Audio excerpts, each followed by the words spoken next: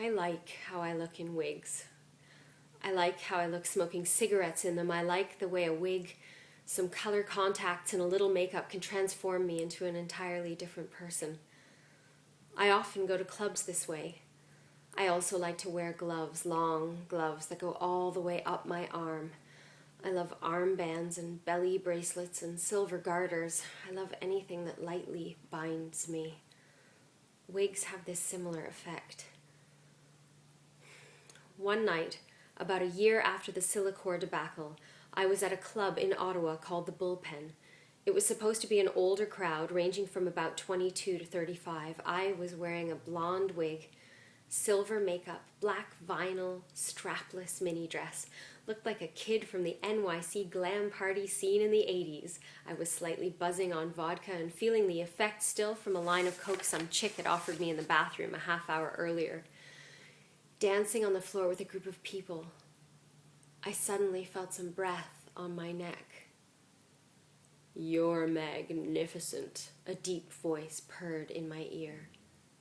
I turned around and saw who it was. It was time. It was my old boss, Steve Alexander, my old married boss.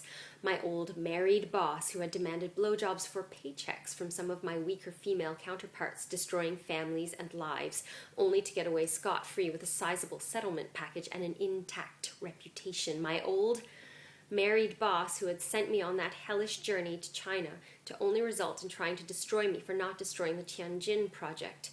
And I immediately realized he had no idea who I was. "Really?" I looked him deeply in the eyes. "You're okay yourself."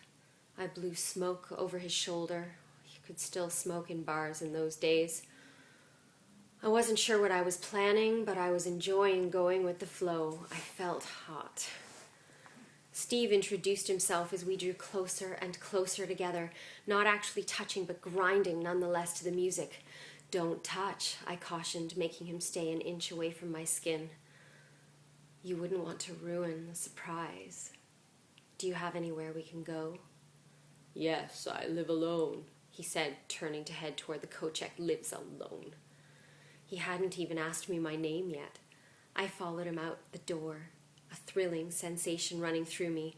We walked half a block to his car, a sleek black BMW, naturally boring, and drove the short distance to his house, a mansion in the glebe. Walking inside, I took a mental inventory.